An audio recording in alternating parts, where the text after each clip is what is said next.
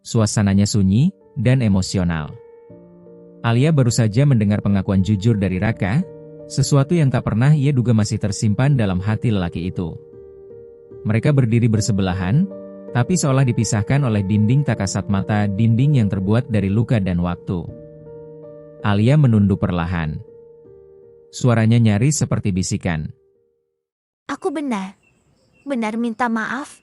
Aku menyesal. Raka memalingkan wajah. Ia menarik napas panjang, dalam. Matanya kosong, menatap jauh ke arah lampu-lampu kota. Lalu suaranya terdengar, tenang, namun dingin. Tajam, tapi juga letih. Kamu gak perlu minta maaf atau menyesali semua ini. Ini semua bukan salahmu, mungkin di matamu. Akulah yang jahat dan salah. Itu juga sebaliknya, tapi kita sudah berada di waktu yang berbeda. Lebih baik kita lupakan saja masa lalu dan saling memaafkan, dan aku udah gak mau membahas masalah ini lagi. Biar aku terima semuanya tanpa ada orang yang tahu. Ia menoleh sebentar, lalu menutup jarak dengan kalimat yang datar. Lebih baik sekarang kamu tidur. Udah malam juga, dan kamu tidurnya di kamarku aja, biar aku tidurnya di sofa. Nada suaranya bukan sekadar acuh, tapi penuh jarak yang dibuat dengan sengaja, agar Alia tahu, Raka yang dulu sudah tidak ada. Tapi di balik sorot matanya yang datar, ada luka yang belum selesai ia jahit sendiri. Alia tak membalas. Ia hanya mengangguk pelan, lalu mengikuti langkah Raka masuk ke dalam apartemen.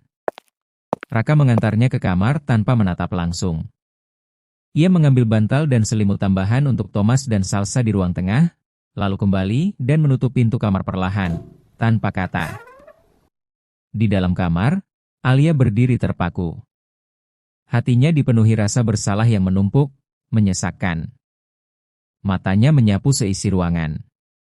Beberapa gambar terpajang di dinding, gambar-gambar Raka yang dulu ia puji, meski tak pernah benar-benar ia mengerti.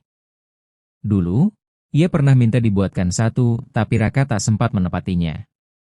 Lalu, matanya tertuju pada sesuatu di rak kecil. Sebuah robot Gundam. Hadiah yang ia berikan saat kelulusan Raka, bertahun lalu. Alia mendekat. Tangannya gemetar saat menyentuhnya, dan suara lirih pun terlepas dari bibirnya. Ternyata, kamu masih menyimpan hadiah dari Kura. Tanpa sadar, air mata jatuh. Pelan, tapi tak tertahan. Ia duduk di sisi ranjang, tenggelam dalam diam dan penyesalan. Dia ingin mengetuk pintu, ingin bicara lebih banyak. Tapi suara Raka barusan masih bergema jelas di kepalanya. Dan Alia tahu, tak semua luka bisa disembuhkan hanya dengan kata maaf. Pikirannya melayang pada sikapnya dulu. Ia ingat bagaimana sering mengabaikan Raka. Padahal aku tahu kalau Raka selalu menyimpan semuanya sendiri. Bahkan dari ibu juga. Dia selalu berbicara atau bercerita ketika dia sudah berhasil mencapainya. Tapi aku malah berburuk sangka padanya. Aku mengira kalau dia tidak pernah memikirkan masa depannya. Padahal aku tahu kalau Raka tidak seperti apa yang aku pikirkan. Harusnya dulu aku bertanya, bukan mendiamkan dia dan marah padanya. Padahal saat itu Raka selalu mewujudkan apa yang aku inginkan waktu itu. Malam itu menjadi malam yang panjang. Raka tenggelam dalam rasa sakit yang selama ini ia bungkam. Sementara Alia larut dalam penyesalan yang tak sempat terucap.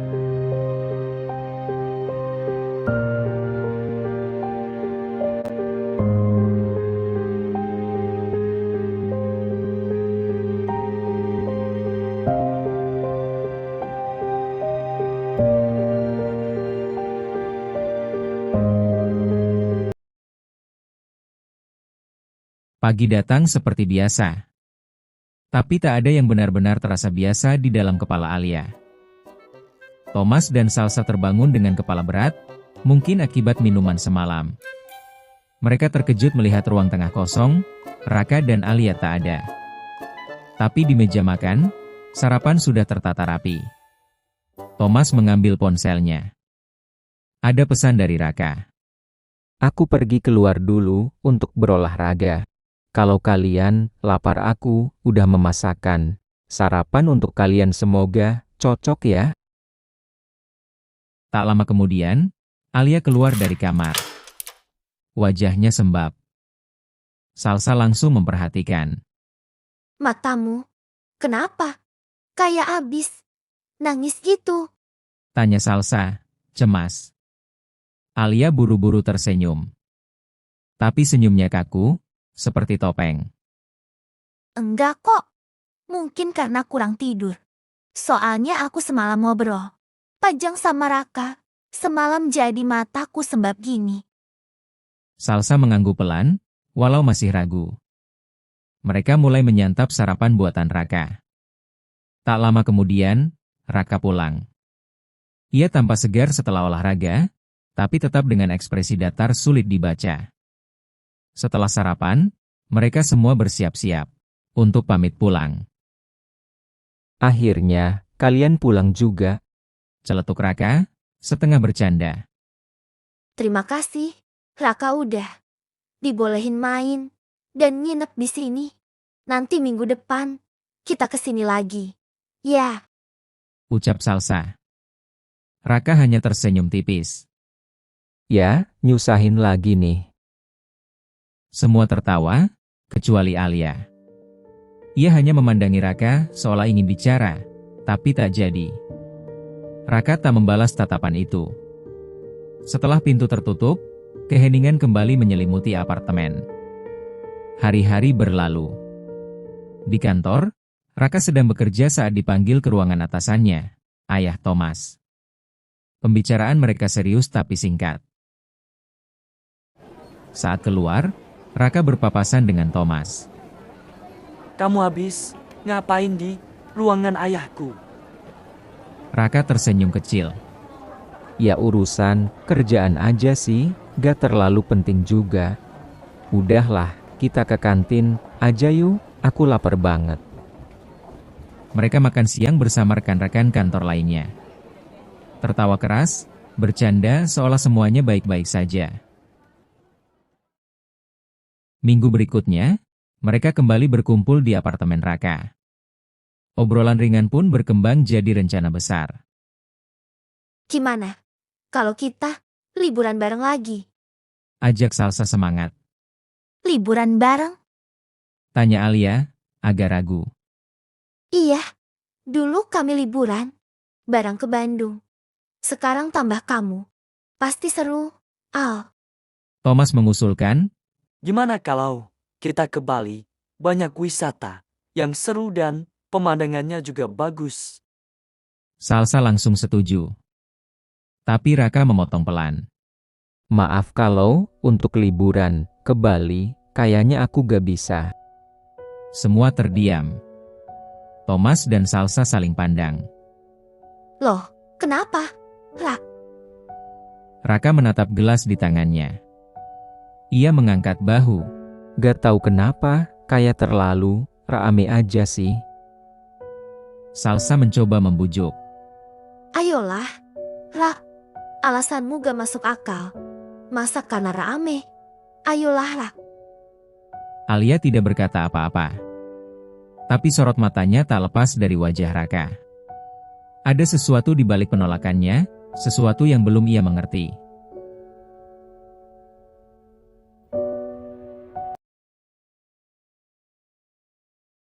Setelah perdebatan kecil, akhirnya Raka mengalah.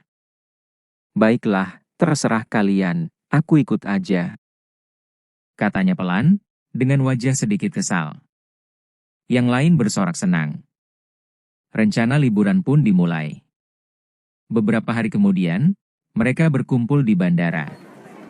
Thomas dan Salsa sudah lebih dulu datang. Alia menyusul. Ia melirik ke sekeliling. Alia mencoba terdengar santai. Raka, belum datang ya? Iya, belum datang. Kayaknya ngurusin Zero dulu.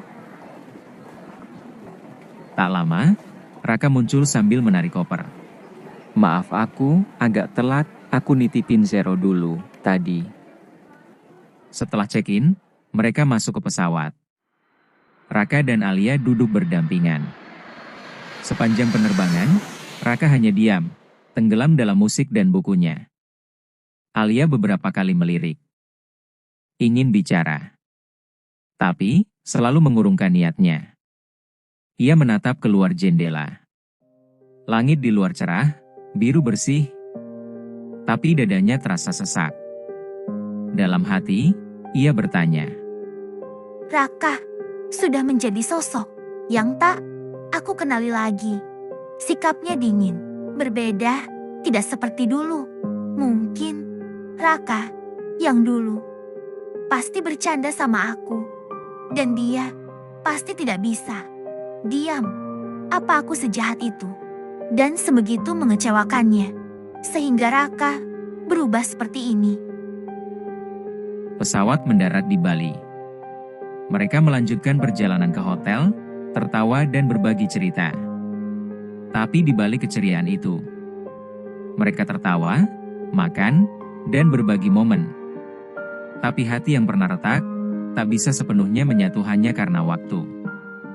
Dan mungkin di antara tawa itu, masih ada luka yang diam-diam menunggu kesempatan untuk bicara.